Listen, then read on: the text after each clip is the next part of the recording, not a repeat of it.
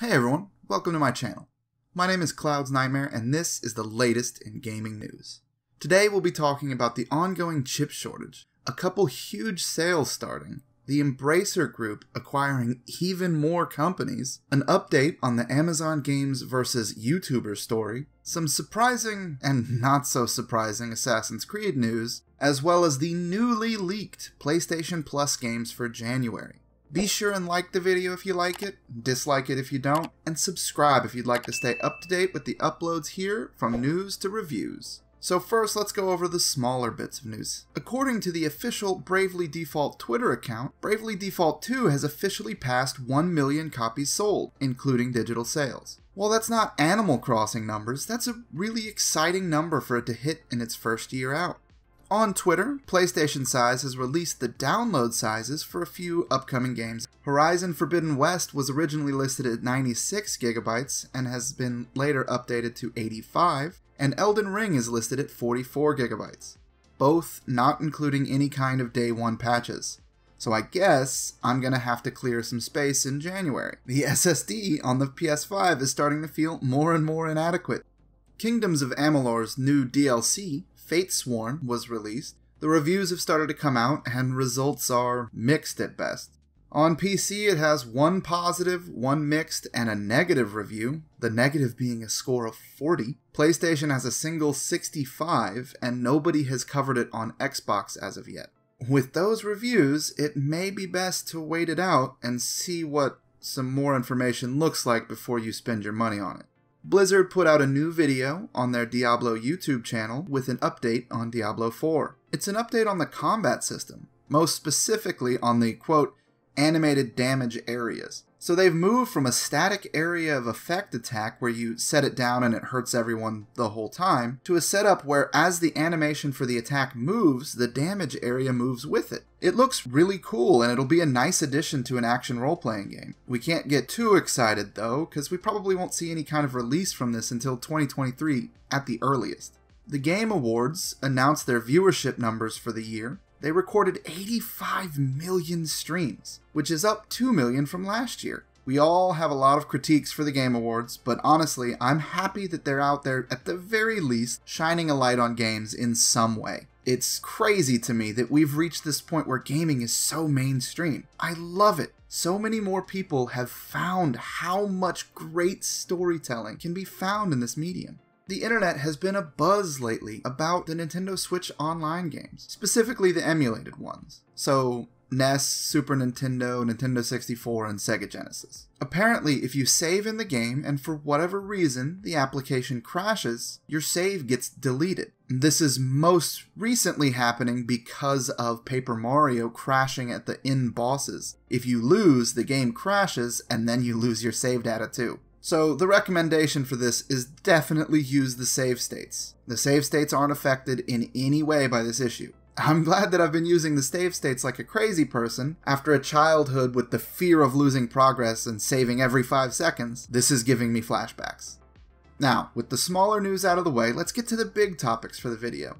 Let's start with the chip shortage, and on that, we have more bad news. The Intel chief, Pat Gelsinger, has said yet again that the shortage is going to continue into 2023. It looks like the disruption in gaming as well as the overall technology space is going to continue for at least another year. They're citing a massive increase in demand during COVID after a disruption to the supply chains is the primary cause for the shortage continuing. They're working to expand their production, but they won't have that on track for a while longer. I'm guessing we're just gonna have to get used to Halo tournaments using dev kits, the near mythic graphics cards that nobody can find, and of course, scalpers are gonna have even longer to keep assaulting this generation of games.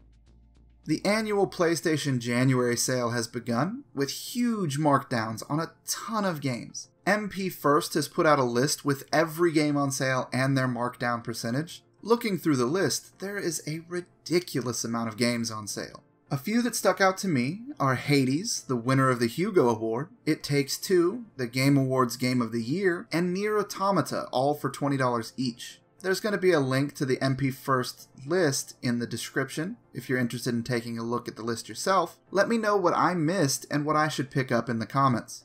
The end of the year Gamefly sale has started as well. They have quite a few games listed, and these are all physical copies, of course. Gamefly ships the game out with the case and anything that was in the case when it was sold new. So if the game comes with a DLC code, then they send that as well, unused. I've bought quite a few things through them at this point, and everything has come beautifully. The main ones sticking out to me here are Death Stranding Director's Cut for $28 and Metroid Dread for $38. A link to this sale will be in the description as well if you want to take a look.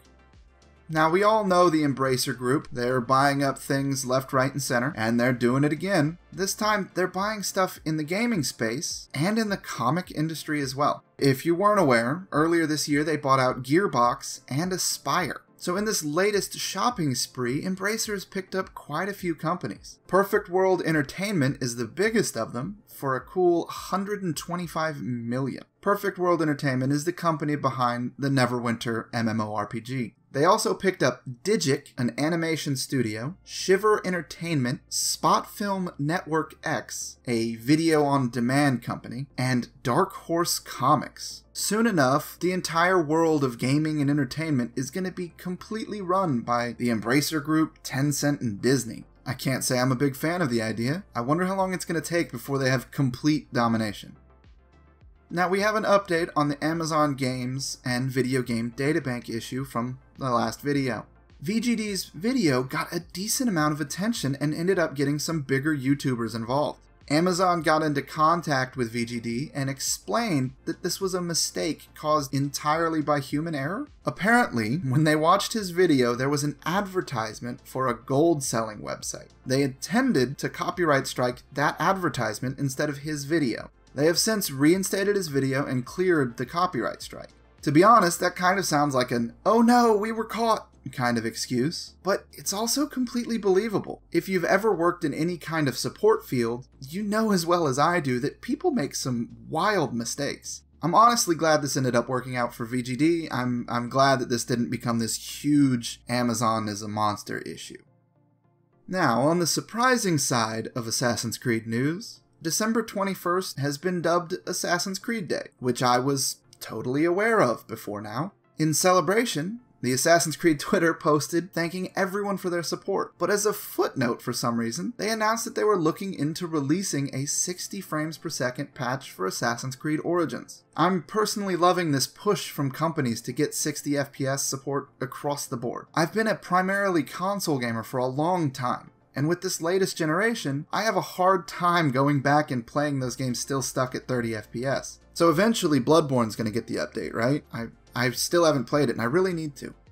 And on the unsurprising side, there are some bugs in Assassin's Creed Valhalla. There's an event running called the Yule Festival. It started on the 16th of December, and it's had a few bugs reported, but it's been decently fun. The issue, and the reason it's in this video, is that one bug actually makes the festival just completely disappear. At this point, there's no fix for it, and it makes it just so it's missable for any victims of this bug. Ubisoft has come out and announced an extension to the event since people are having those issues getting to it, and they're hoping to have something out after their holiday break in early January.